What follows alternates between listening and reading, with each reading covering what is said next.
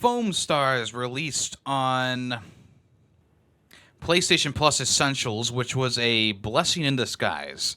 I was not planning on playing Foamstars, but when they announced that it was coming to PlayStation Plus, I figured, well, I guess I'll jump in and see what all this foaming is about, right? I'm foaming at the mouth to see what this foam is all about. And me and my friends picked it up and we're playing it, and um, look, it's not the most broken multiplayer game that's ever been released. It's also not the most broken game that released the past week. But is it worth playing in the end? Well, let's find out. So, like I said, Foamstars released on PlayStation Plus, so if you do have the Essentials tier, you can pick that up for no extra cost. If you want to buy the game, I believe it's about $40, which isn't too bad, seeing as Square Enix is the publisher developer behind it, and usually they like to price things up a bit. But with the offerings that Foamstars gives you, it's not a bad price for the game. It's also not a bad deal for the game, I guess.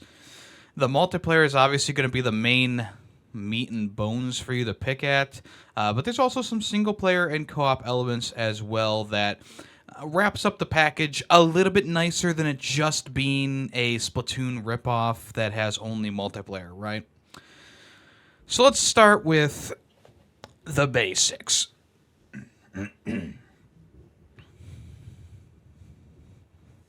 The game gives you a small tutorial at the beginning to kind of teach you how the game works. There's also the single player mode, the mission mode or whatever it's called, where you also learn the basics of each character individually. So if you want to, you could do that before you jump into multiplayer. It's not recommended, but it's one of those things like, okay, you can get a feel for each of the base characters in the game and play their little, get a little background on their history, I guess. But the tutorial does a decent job of just being like, hey, this is what the game's all about. This is what we're all about. We're not trying to make this like a competitive, like, rage-inducing game. We're just trying to make it like it's Foamstars. You're shooting people with foam, and the goal of the game is to, knock out your opponents and capture rubber duckies, and that's pretty much it. So instead of calling them kills in the game, if you eliminate a player, it's called a chill, which I thought was, kind of cute. It's kind of cute. I mean, they're trying hard to reduce gamer rage in the gaming sphere, I guess. I don't know. So the game is definitely like Splatoon inspired. It's obviously not exactly Splatoon. If you don't know what Splatoon is, it's a Nintendo franchise where these little squid and octopus kind of characters shoot different color ink at the battlefield. And it's not about getting eliminations. It's more about who can ink up the most space on a map, which I find pretty fun. You can go for eliminations if you want to, but obviously the way to win is to ink the ground and stuff and get the most. It's kind of like graffiti in Tony Hawk Pro Skater back in the day, where the more real estate you have, the better chance you're gonna have. You're gonna win at the end of the game. So when I was making those comparisons, it's not a direct comparison. There is a major link, and the major link is that you use the foam to squirt the battlefield. But the main thing about Foamstars is you go for the eliminations. You don't go for the amount of foam on the field. And the real link here is that when you spray down foam, you can do like a surfboard across it to make you go faster, essentially. And in Splatoon, if you ink an area, you can turn into a little squid form and go underground or under the level to refill your ink, and then also pop up and much faster in different areas of the map. So that's kind of what they saved from, or what they used directly from Splatoon, is you put down your foam, it makes a foamy area, and then you surfboard across it to get to a different location faster. Now, you can't shoot while you're surfing or anything like that, but the main reason that you want to surf, not only for flanking capabilities, but also that's the only way to eliminate players quickly. So what you do is you foam up a player. They get put into like a bouncy ball and they roll around, and then you use the surfboard to smack into them and eliminate them or chill them. They also get chilled if they just kind of sit around for like a couple seconds without getting hit by anything. So there's an automatic chill. And then if they get hit by their own player while they're in that form, they'll be saved. The one thing I don't like about this is even if you escape the enemy who foamed you up, you'll automatically get eliminated no matter what. I felt like a better idea would have been to, if you get away from the opposing character, and they don't smack you with their surfboard, that maybe make it like 15 seconds, 10 seconds. The foam will dissipate and you can go back to playing. But instead, it's about 5 seconds, and then you get automatically eliminated, which I don't like, because there's been multiple times where the person that I'm fighting against is either eliminated by someone else, or just for whatever reason I was able to elude them by just kind of like bouncing around a lot, and they weren't able to hit me with their surfboard, but I automatically got eliminated because another teammate wasn't around at the time or whatever. I just feel like maybe make it that you can only get eliminated or saved by a surfboard, or make it the other way where it's like you can get eliminated by a surfboard or whatever, but you can escape the ensnarement of the foam after a couple, maybe about 10 seconds of being foamed up. That would have been a better idea, in my opinion, for that. As it stands, it's fine. It's not like the end of the world. It's one of those things. It's like it definitely inspires you to work better with your teammates. Obviously, so clumping up and being in groups is a lot better than just going at it solo most of the time.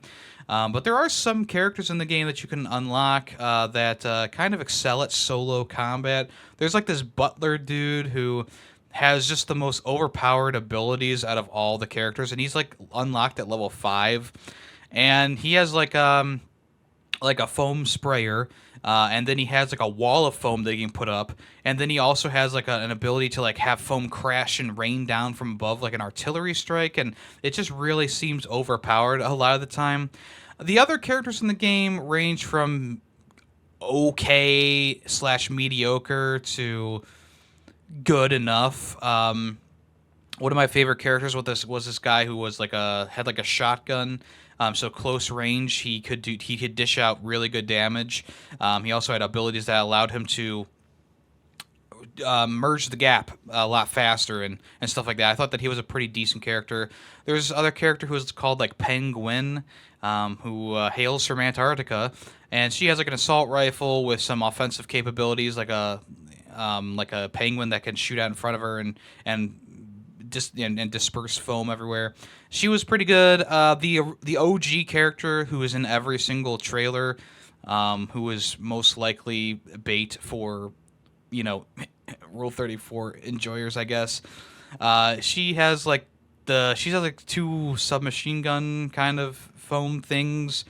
She has a really fast fire rate, but it doesn't hold a lot of foam inside of it. She has some more basic abilities like shooting in a wide range and throwing like a grenade and whatever.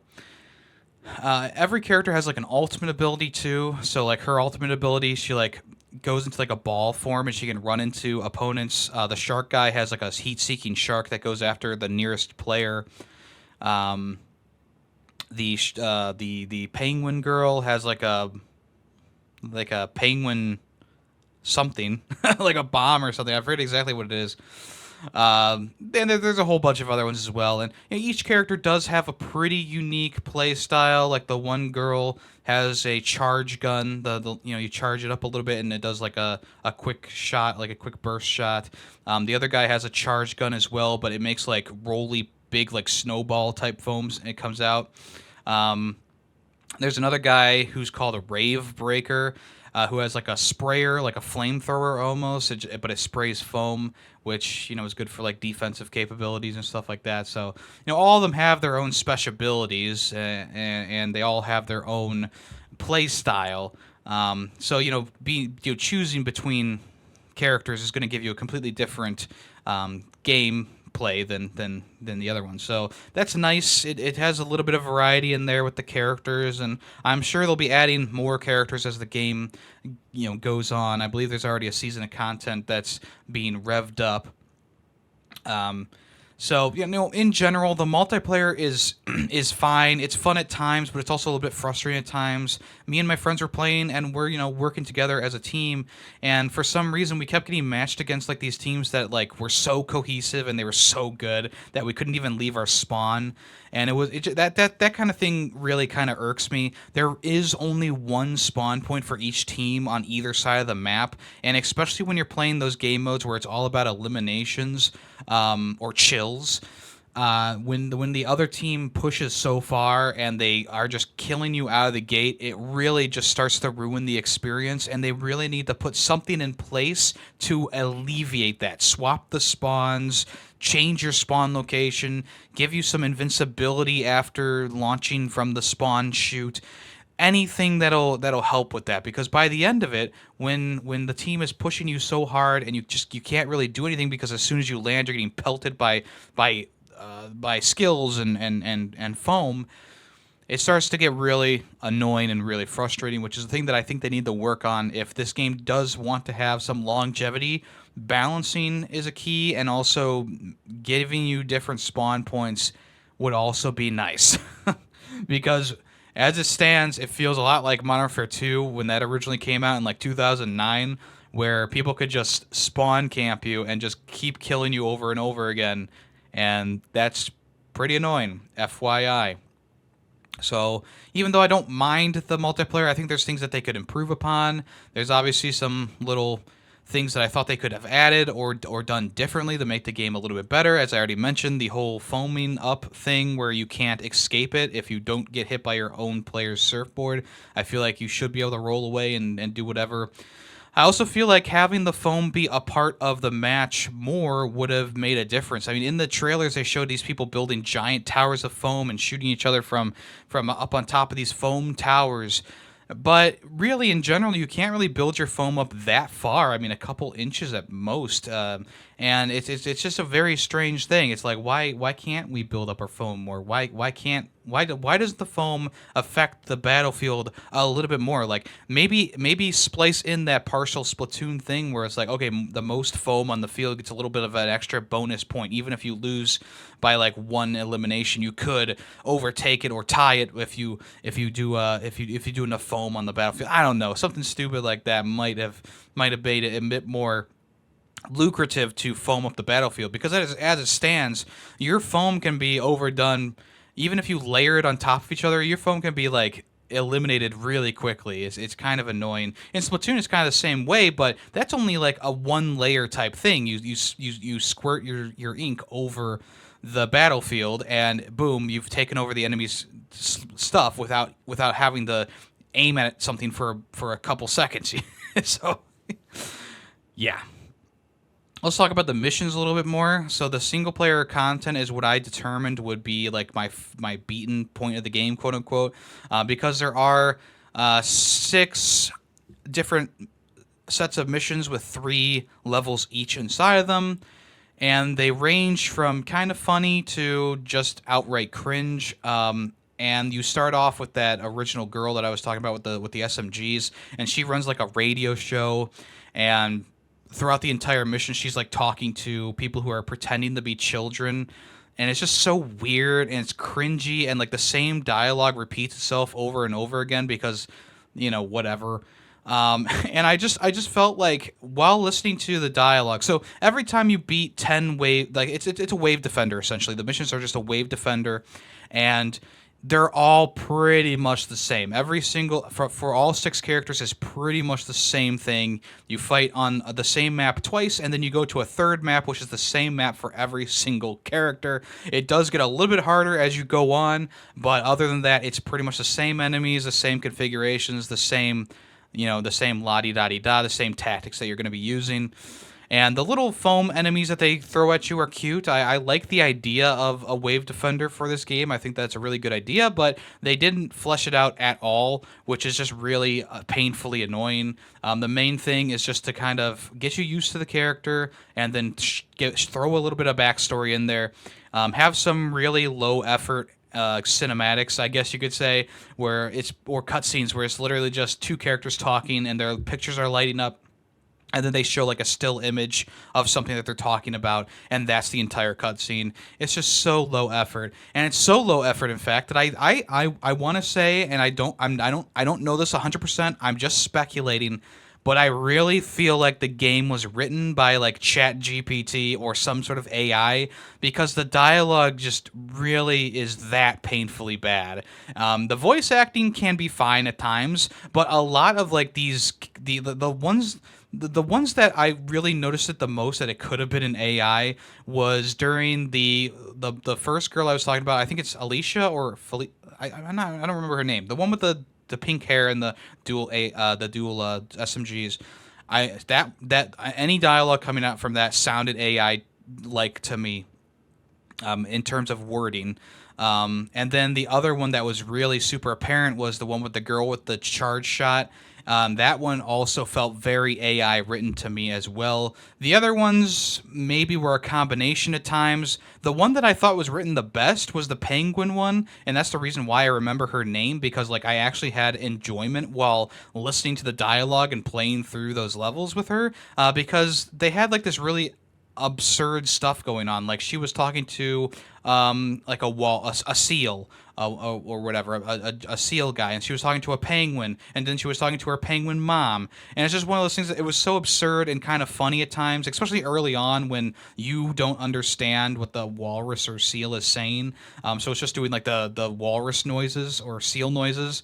And I thought that was pretty funny, and I thought that was going to be the entire dialogue, and I thought that would have been a pretty funny thing. But eventually it's like, oh, and now she knows how, the now she can listen to, she can understand them while we can't, or whatever, and then it turns over to the voice acting. But still, it was a fun time. It was actually the most fun I had with the mission modes. And after I was done with that one, it went back to being like the mundane, like basic stuff.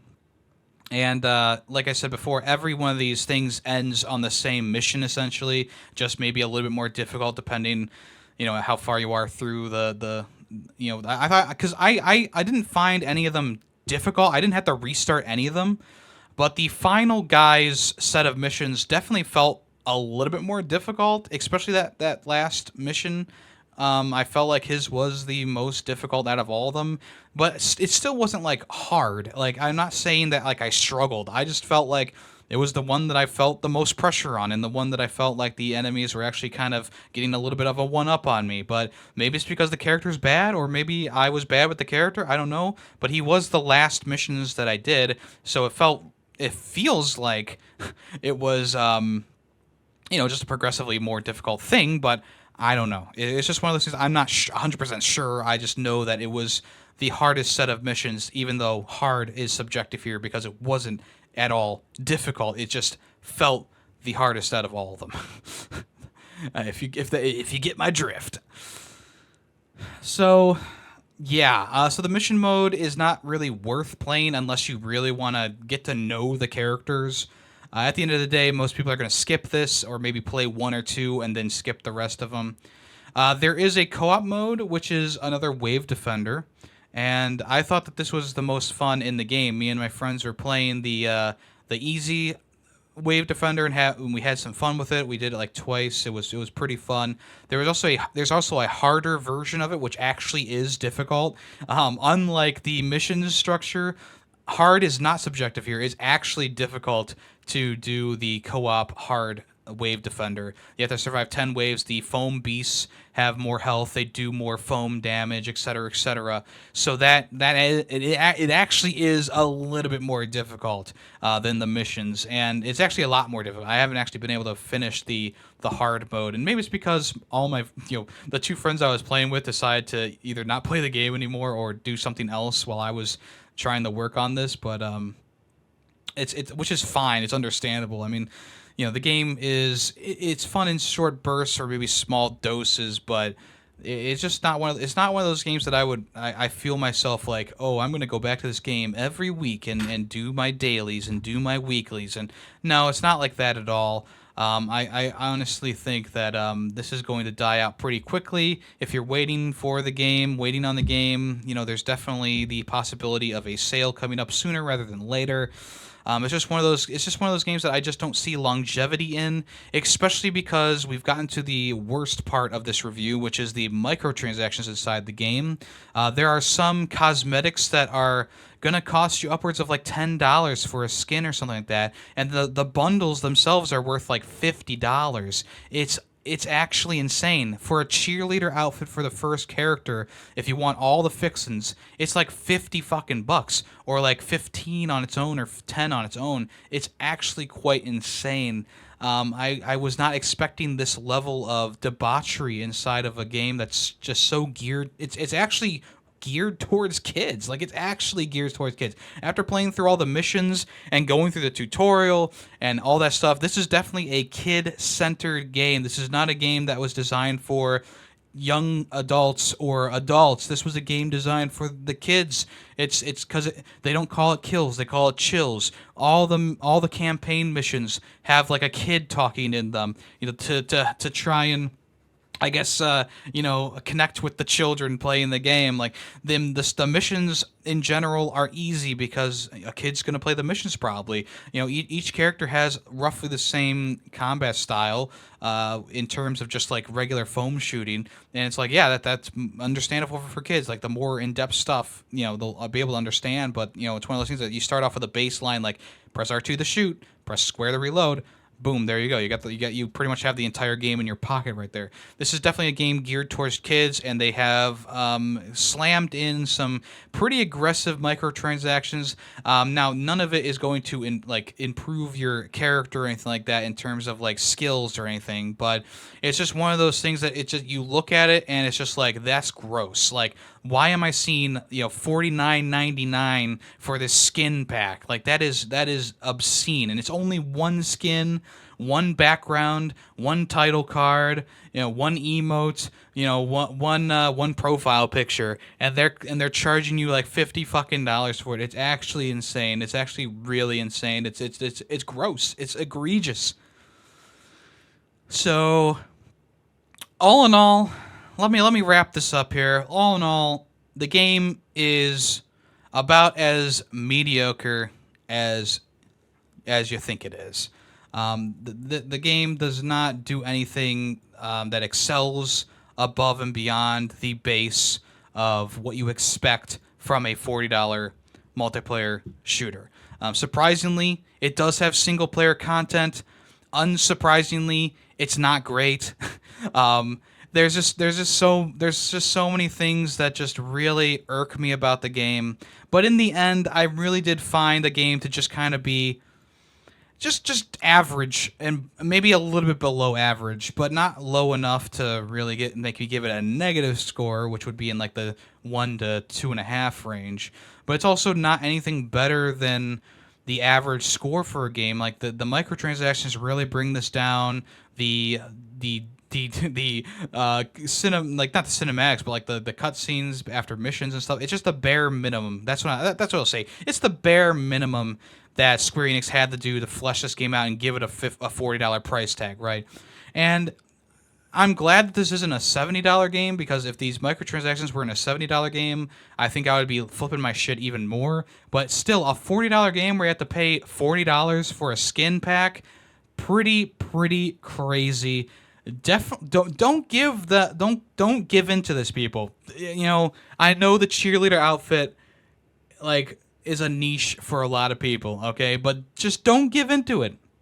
Don't pay the inflated prices for a skin pack. It doesn't even help you win the game.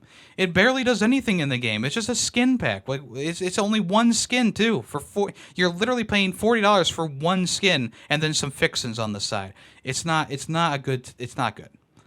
So in the end, I'm gonna give it the mediocre score of a 3 out of 5. It might be lower if I play a little bit more, but as of this point, I'm pretty much done with it. I just may want to get to level 25 to get that gold trophy, I guess. And then there's also the hard mode on the co-op mission, which I thought was a decent enough challenge to maybe do that as well. But as of right now, I'm kind of done with the game. There's other games coming out now that are going to be put into the mix, and Foamstars will probably be forgotten after this month is over, and it goes back to being $40 instead of being on PlayStation Plus. And it's really sad because I believe Foamstars is a PlayStation exclusive for right now, and this is just like the most mediocre PlayStation release that I've seen in quite some time. So there you go. But once again, at least it's not completely broken. At least it's got some balancing in there. At least it's got some fun to it, which is more than I can say for a game that we'll talk about later. But as of right now, Foamstars 3 out of 5. Thank you for listening to this final review.